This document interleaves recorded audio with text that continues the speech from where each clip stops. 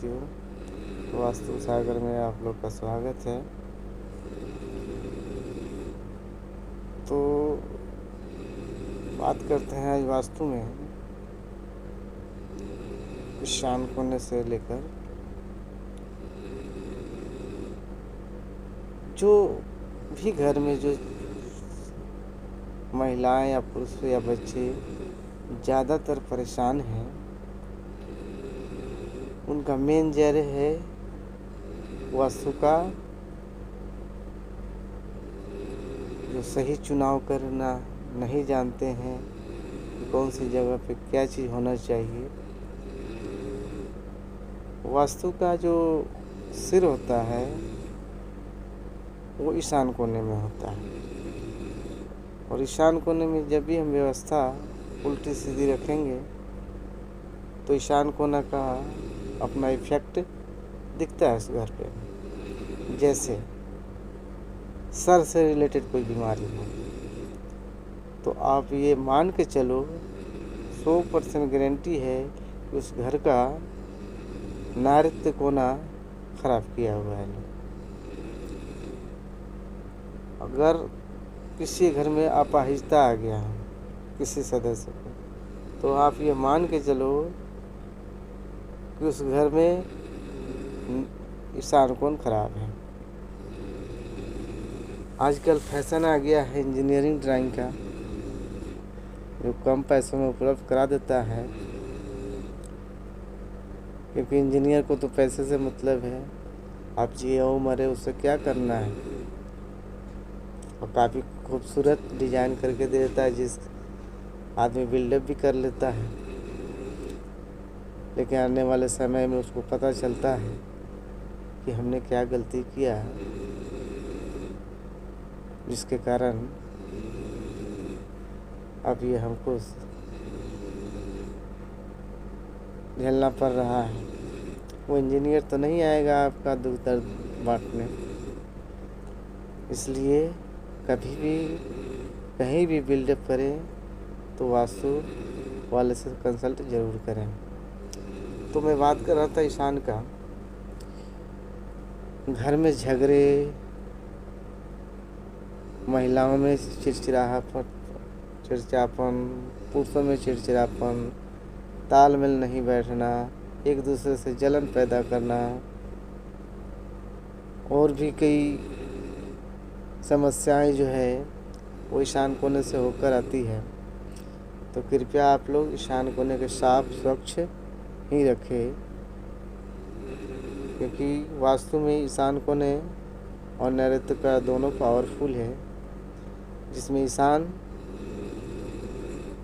भी एक अहम भूमिका में आता है, नैऋत्य भी अहम भूमिका में आता है। इसलिए ईशान को पास जो भी है वहाँ से भारी भरकम चीज़ नहीं रखना चाहिए। आजकल तो डिजाइन आ गया है, घर का ऐसा इंजीनियरों ने बना दिया है कि उनका सीढ़ी ले दे के ईशान में ही डाल देता है, और जैसे ईशान में डाल देता है और बिल्डअप बन जाता है, उसके पता चलता है कि उस घर में एक आदमी को माइग्रेन हो गया या एक घर में अपाहिजता हो गया। तो उन ड्राइंगों से बचें, और आप लोग कभी भी ईशान को वजन ना बढ़ाएं। जितना हल्का रहे, खुला रहे, अच्छा है। और दूसरे में है टॉयलेट बाथरूम। दोस्तों, ईशान में गलती से भी टॉयलेट बाथरूम नहीं बनाना, नहीं तो वो बिल्डअप जब तक रहेगा तब तक आपको ले डूबेगा।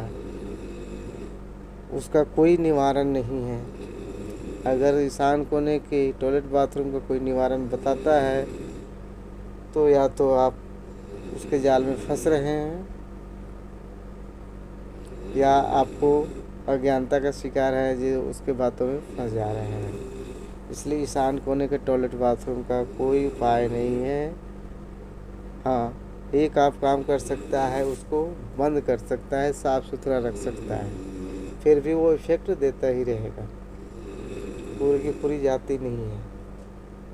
इसलिए ईशान कोने में टॉयलेट बाथरूम तो बनाए ही नहीं। अगर किसी का एक मंजिला मकान है तो चाहे तो वो तोड़ फोड़ करके वो अपना सही कर सकता है, बट यहाँ कॉम्प्लेक्स बने हुए हैं 5 बिल्डिंग, 6 फ्लोर 7 फ्लोर 10 फ्लोर, वहाँ तो ईशान कोना एक आदमी अगर शुद्ध भी कर ले तो दूसरा ऊपर से आ रहा है, तीसरा भी ऊपर से आ रहा है, तो वो निवारण नहीं हो पाएगा।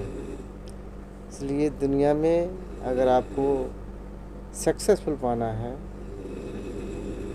मैं ये नहीं बोलता है कि वास्तु आप फॉलो करेगा तो करोड़पति बन जाएगा। वास्तु ज़्यादातर आपको हेल्प करता है। कोई कार्य करना चाहते हैं, असफलता बार बार मिलती है, तो शायद घर का वास्तु अगर आपका अच्छा रहेगा तो वहाँ से सपोर्ट मिलेगा ताकि आप आगे बढ़ो। वास्तु बोलता है कि मुझे स्वच्छ रखो, मैं तुम्हें स्वच्छ रखूँगा। यानी कि मोटी मोटी बातों में देखा जाए तो घर का एक अपना ऊर्जा जो होता है और सारी ऊर्जाएं मिलकर जो एक ऑरा बनाती है, उसमें जो आप रहते हैं उसी प्रकार का आपका हर चीज़ बेनिफिट मिलता चला जाता है। इसलिए कभी भी ईशान कोने में अपना टॉयलेट बाथरूम ना बनाएं, सीढ़ी भी ना बनाएं। बात रह गया किचन का, तो किचन का मुख्य 2 दिशाएं उत्तम है, एक आग्नेय को, एक वायु को।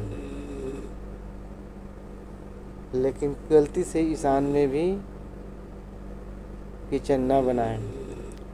अनगिनत बीमारियां जो है ईशान कोने से उत्पन्न होती हैं।